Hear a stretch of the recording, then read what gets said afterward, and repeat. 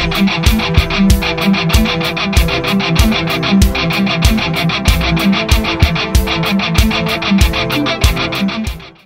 Auto Recyclers fam, we're back today.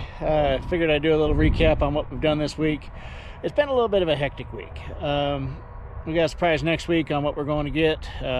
We went down or up to Casper, Wyoming last Monday and looked at some stuff, and we ended up making a purchase. So it'll be kind of fun. We'll announce that here next week when we go pick it up. It'll be a bunch of work, but I'll run you through what we got going this week. We had Chevelle Subaru. She didn't like the way the rotors were after we cut them. We ended up putting a set of drilled and slotted rotors on it. It was a rough go Monday. We took off and we headed out of here. Me and Dad did at like 7 in the morning, and we made it to Wamsutter, stopped to get a drink and some food. And the Trailblazer was putting out transmission fluid out of the Trailblazer. So we parked the Trailblazer, and we had Megan and Piper bring Callie's car up and come to pick us up in Wamsutter. We parked the Trailblazer at Red Desert Service, the property we got there. Called Tyrone, told him to go go up and get my Trailblazer. And so we go up to Casper. Well, Tyrone, on his way to Wamsutter, or Red Desert, blows right front tire on his rollback. And so then they had to come in here, pull a wheel off of Tyrone's old rollback that's in the warehouse here, and put it on his rollback. But he was nervous about the other tire because he'd lost a right front one. They were old anyways. So, I told him to take mine to start with. So he took mine. And he heads up there. We're up in Casper. We get our stuff, won at the auction. And on the way back, Tyrone calls me. He's like, I can't get your PTO to work on your rollback. And so we were in Rollins at the time. So I stopped at Wamsutter, or Red Desert. On our way back, it turns out a wire had come off of a relay, or a breaker, I guess, for the main power for the PTO, the light bar, all that stuff. So the wire broke.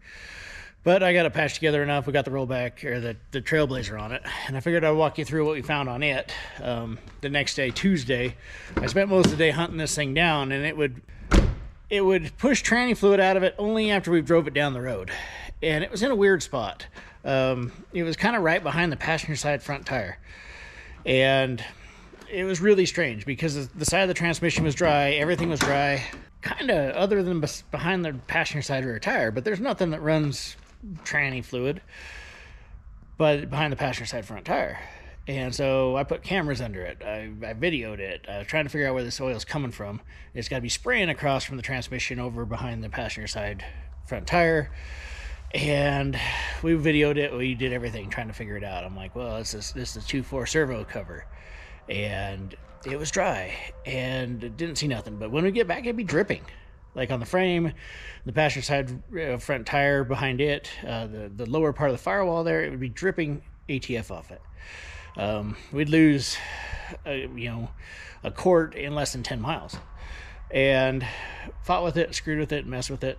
And to Megan's credit, she's like, the only thing that's there is, there's nothing there, like training related. But she started asking me about everything that was there. So we kind of went through it. And we went through it, and I'm like, well, okay, that's AC system. This is cooling system. There's nothing tranny related. The cooler lines run way down lower. They're all dry. We don't see nothing wrong. Went through it over and over and over. And I've lost probably 2.5 gallons of tranny fluid at this point. And when it first happened coming back from Vernal last week, it had tranny fluid missing, but it really didn't show any leaks. And so I just assumed it was coming out here because it was a little bit of discoloration and stuff like that up here. I figured it was coming out of the dipstick. But I lost like a gallon. And so we topped it off. I put new O-rings on the dipstick so it's nice and tight because the dipstick had pushed up a little bit. So I figured that's what the problem was. Well, when we went to head to Casper, we realized that it's just just pouring tranny fluid out of this thing. Couldn't figure out where from. Seemed like only after we'd come to a stop, shut it off, or come to a stop, let it idle, it just pushed tranny fluid. And so in our hunt for him, we were talking about this, and I'm like, well, and then I remembered, you know, I thought about it, then I remembered that the worst case scenario could happen, and there can be tranny fluid in the cooling system. And what we got is a cooling system full of transmission fluid. As you can tell, it's milky, so there's definitely some coolant in there, but it's probably more tranny fluid than coolant at this point. In the transmission, there is definitely tranny fluid, or there's definitely some milky looking stuff in the transmission as well. And so basically what had happened on the Trailblazer here is the tranny cooler has failed inside the radiator, and the increased pressure of driving it down the road, because when we're idling here, it doesn't leak at all. But the increased pressure of driving it down the road pushes tranny fluid out of the transmission into the radiator, and then it gets circulated in the cooling system. And then when we stop or slow down or shut it off, it has now filled up the overflow to the point where it's overflowing, and the overflow, you know, the hose for the overflow is down right here on the passenger side firewall, and it comes out behind the front tire where we have a mess. So the Trailblazer's out of commission for a bit until we get it all solved. I've ordered up a aluminum radiator for it. We're gonna have to do a bunch of flushing. The odds are the transmission's probably gonna go out. The clutch material in the transmission is basically paper, and the glue that holds it down there doesn't tolerate water at all, or antifreeze in our case. So basically, if you get coolant in your coolant or water in your transmission, if you don't get it out quickly, it will start to dissolve your clutches. We're gonna try and flush it, and I'm gonna put it together for as long as I can, and we're gonna see how it goes. But if it eats a transmission, we'll just beef it up. And the discussion was as well, if we got the tranny out, we might as well pull the motor out of it and do the work we've been wanting to do to the motor. It's got the LS 2 piston slap to it, so you know, pistons and cam and build it up a bit. But we'll see. I mean, we'll leave it together as long as it holds together. But if we eat a transmission, then we'll take it down and we'll do all the work. So that was the big one for this week. Let me run you through the rest of the stuff we did. So in order to get the Trailblazer in the shop, and Chabelle's car in the shop, and Callie's car in the shop this week, I had to get the off-road truck out of the shop this week. So we ended up, last video we talked about how we moved the motor forward, and you just had it apart there. So basically we bolted this thing back together, got the motor in it,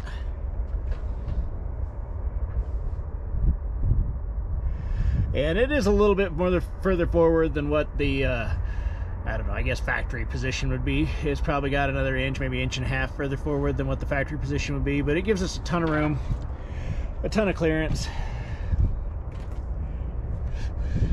and it works out pretty good. I think it'll be just fine. Everything looks good. It's bolted in place now, and we got to set the body on, like fully on, in the right spot, and get a look at it to decide what we got. Check the front pinion angle. We talked about that in the other video. Still haven't decided. I mean, I'm 6 foot tall, and the top of the fender is about 3 inches lower than my shoulder.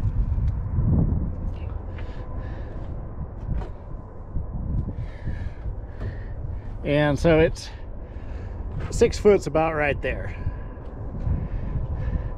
So it's probably 6.5 feet tall, something like that. I don't know if it's tall enough. I don't know if I want it any taller. I don't know if I want it any shorter, but I don't know if I really want it any taller.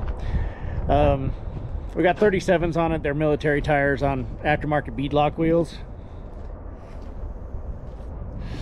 And so I'm just kind of up in the air a whole lot on this whole deal. I think it's good. I think the height's pretty good. I want to keep it low, like I've talked about before. The center of gravity issues. I don't know. I'm back and forth. I talked to Ray about it. Ray's like, well, we need to go up 2 inches. And 2 inches would be all right. I think it'd be okay. I really hate body lifts, but honestly, I could use for the body to go up 2 inches just to clear the transfer case a little bit better. I don't know if I really like it. I'd be building a body lift out of metal rather than having the poly or the plastic pucks or whatever. But I don't know. I'm up in the air. Looking at the clearances, you know, the front end being forward, the 3.5 inches. You know, we had to trim the front of the fenders. These aren't the fenders we're going to run, but it's just kind of mock-up. But I trimmed the front of the fenders. That way when the wheels are straight, it doesn't rub. We have plenty of room at the back of the fenders for tuck on this thing. The rear end is, you know, back plenty far enough. I think the tires will probably go up at least 6 inches. And we're gonna have to put some bump stops on it. The big hang up I got with keeping it this height on 37s is I'm gonna have to do some work in here. If you look at it here, the tire is probably 1 inch away from the inner fender as it comes down, and so we can rework this to push it forward, probably round the fenders off, or even just take them straight up to here or something like that. Do some sort of work on it to bring it out further, but we'd have to bring the inner fenders forward just to get the clearance. This front clip is really bad. It's cracked up in the inner fenders. It's cracked up in the radiator support. I mean, everything's just broke everywhere, but it's good for mock-up. I can cut it up. I don't have to worry about hurting it or making a mistake. So that's kind of the big hang up I got. I like the height. I like the placement. We're gonna have to watch we're gonna finish bolting this body on with at least 4 or 6 body bolts, get them tight, and then we're gonna flex this thing and see what it's gonna fit, or you know, what's gonna hit, what's gonna not, what we gotta change. But for right now, I think I'm gonna leave it this height, and if I don't like it, I'll always go higher. I can get 4-inch lift springs without a problem. So I think it's good. I got to do the rear body mount here, underneath here, you know, where it matches up with these body mounts. I think I'm going to build, I don't know, an adapter or brace. We'll figure out what we're going to do about the back body mount. So we had my rollback back in the shop this week. I'll show you what we had going on it. We replaced a relay on the main power system for the light bar and the PTO, because it's got electronic PTO on it. We decided while it was in the shop that Megan was going to put on the seat covers here. I sat in them and screwed them up a little bit, but they're Carhartt seat covers. They're not cheap, but the material is really nice, and the fit's actually pretty good. I think we can do a little more stretching, a little more fitting as these things kind of relax a little bit. But they look really nice. They're really tough. They're easy to get off and on if you want to throw them in the washing machine. I really like them. They're cover crafts. They're not cheap, but they do work really good to protect the seats, and they are really awesome. The last thing we did, it's kind of a necessity at this point. This is the only truck that doesn't have it. Is a trailer ball hitch for towing trailers on our wheel lift. I don't know why this truck never had it. The wheel lift's set up for it. It's got the centering plate on it and all that stuff, but for some reason it never had it on there.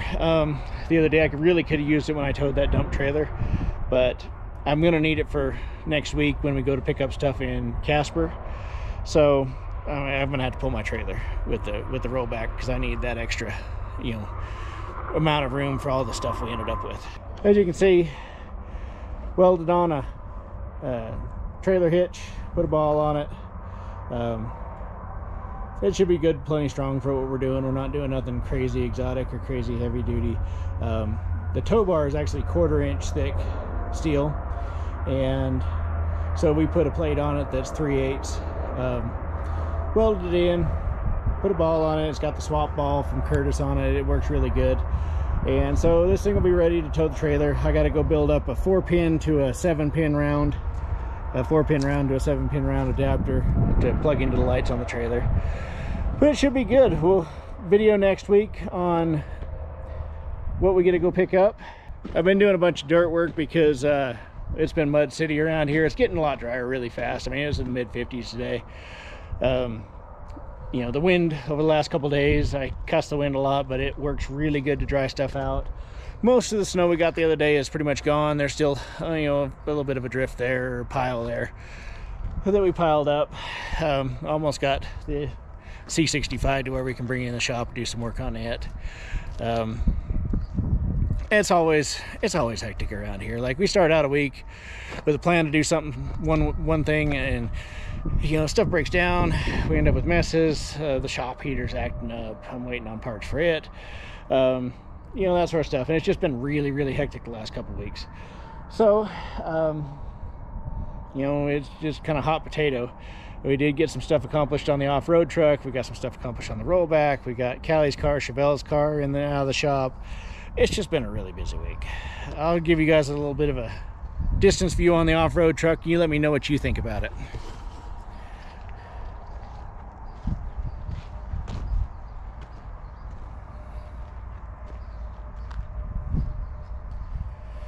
I think we will build, with the tube bed, we will build some poles. It'll probably be more like a gin pole setup. I don't think they'll be permanent mounted up on there. Like, we want to be able to put them away and run without them. So there'll probably be gin poles that will go to the sides and you pin them together. We are going to run a front mounted winch, a couple side winches, a rear mounted winch, you know, that sort of deal as well too. Like I talked about before in some of the other videos, I think we're going to end up bobbing the frame off probably around here and put a 4x4 piece of square stock in there just to keep it short. I think it's pretty good. We're going to pull the axles back out and do all the work to them. We're kind of just about mocked up. Got a little bit of work on that rear cab mount, and then it will be mocked up. But overall, I think it's pretty good. It's definitely not as tall as I envisioned it being, but I don't know. I mean, I don't know how tall I thought it should be anyways. You guys let me know what you think. I'm really on the fence about going taller with it. I'd rather not have it top heavy at all. I don't think a couple inches would hurt it, but I don't know if a couple inches would really help me. So I think it's gonna have to go up either 4 inches or not at all, kind of thing. So the other thing we did is we had some hoodies made. We do have the shirts, t-shirts, hoodies, that sort of stuff. We kind of did it for us, but I don't know, if something you guys are interested in getting, let me know. Hit me up in the comments or send me a message on Facebooks or whatever. Send us a text out the yard, I don't know. Smoke signals, hell, who knows. But if you guys want one, you know, let me know. We can put them together, you know, pretty cheaply. That sort of deal. I think the hoodies were probably in about 35 bucks or something a piece, and they're good quality. They're the Gildan hoodies. They're not really thick, but they're nice and soft inside. The girls really love them. I like them. I think they're really nice. They're a nice gray color. And we have it in the t-shirts too. The t-shirts are black with white on the back. So if that's something you guys are interested in, let me know, and we can make some more too. I like the design. Built the logo. It's going to be the new logo that's going to be on our truck doors and that sort of stuff as well. So you want something, you want a hoodie or whatever, just hit me up and we'll make it happen. So, all right. Well, for now, thanks for watching.